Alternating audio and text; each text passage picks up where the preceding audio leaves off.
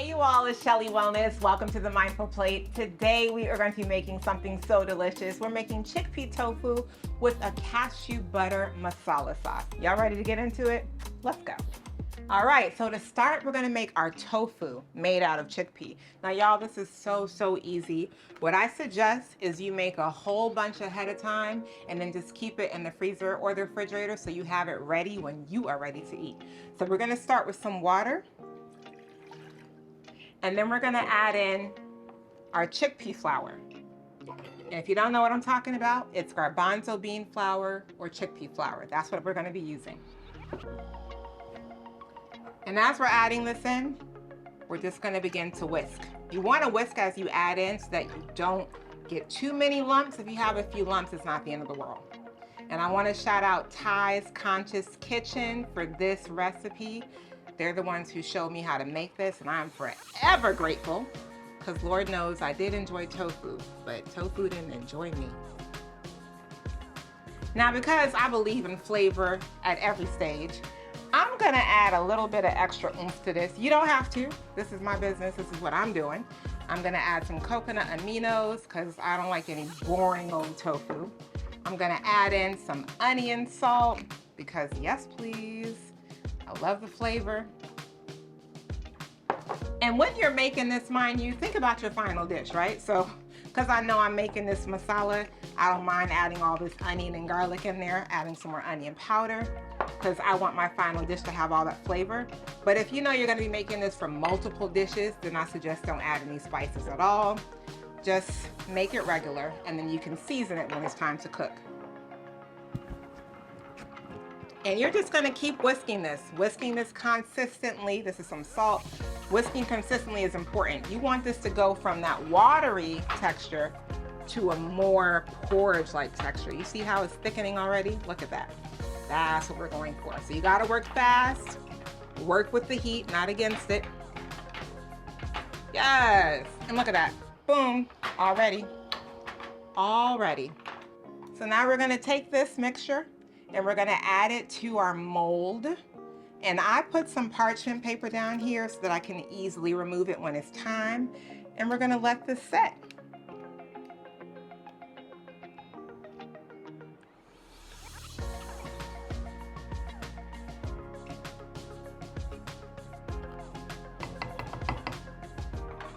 And then just like that, it's set.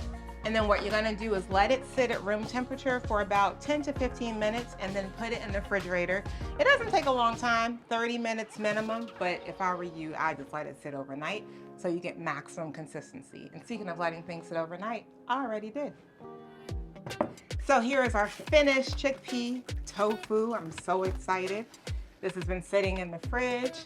So what I'm gonna do is take this and cut it into my desired pieces. Look, yes, looking just like tofu. Working just like tofu, I love it. I'm only gonna use about half of this. So I'm gonna take it out of this and add it to this bowl.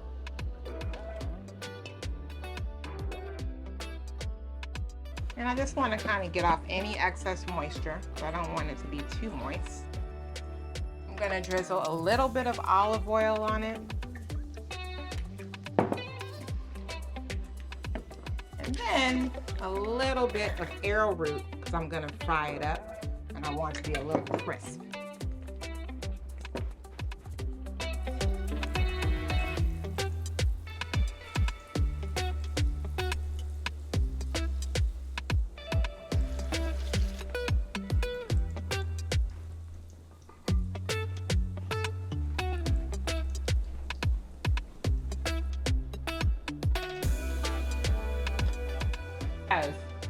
That's why you flavor your tofu. I could eat this on its own just like that. It's so good. All right, we're gonna add our second batch and then we're gonna get to cooking our masala.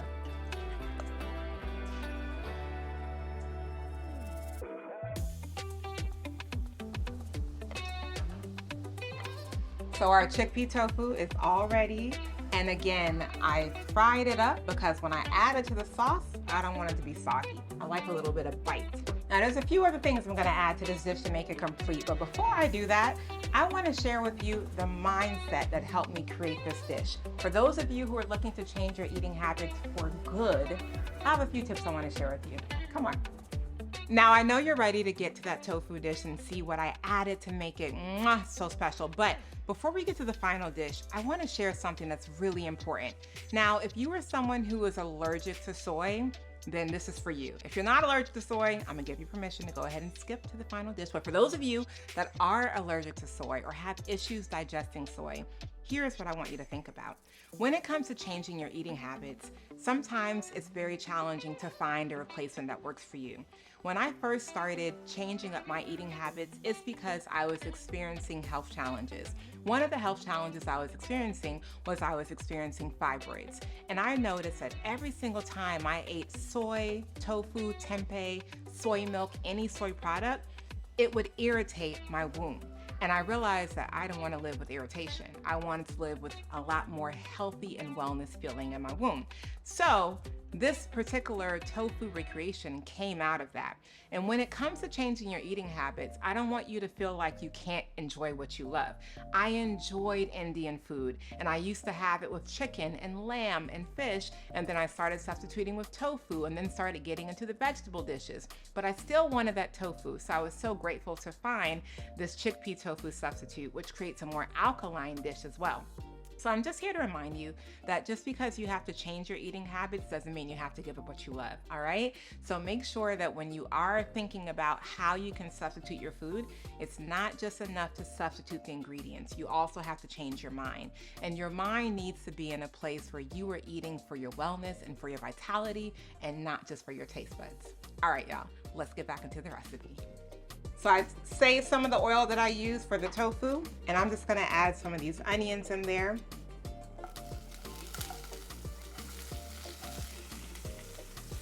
Ooh, that smells so good. I love the smell of cooking onions.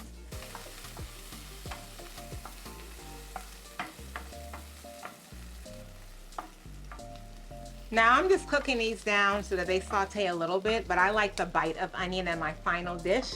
So I'm adding these onions in there before I add in my sauce so I can have more bite to the final dish. Now, the other star of the show is this cashew butter masala. Now, y'all know I am usually a fan of making the sauces myself, but this is not my specialty. I believe in going to those who make it best, and this is Brooklyn Deli, an Indian-owned company. And listen, I have had so many different products of theirs, and it never, ever fails to hit the spot. So we're gonna be using their cashew butter masala, and shout out for them for veganizing the Indian sauces, because a lot of times they're using dairy cream, but this uses cashew cream.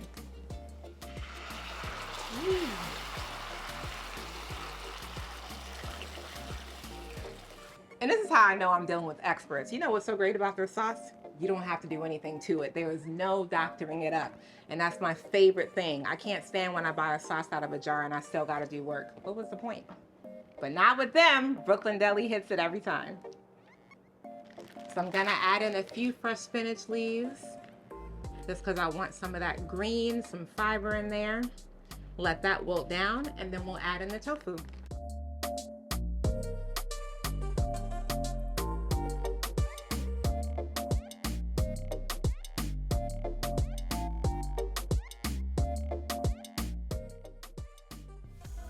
So we're gonna serve this with some naan, some vegan yogurt in there. Just kind of swirl that around. A few cilantro leaves.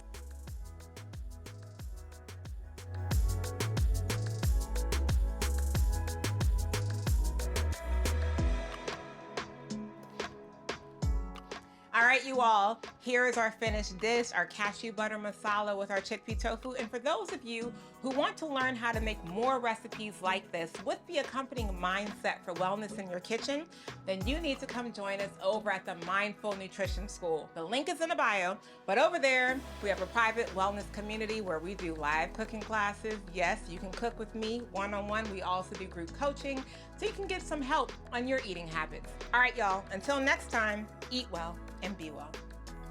Mm.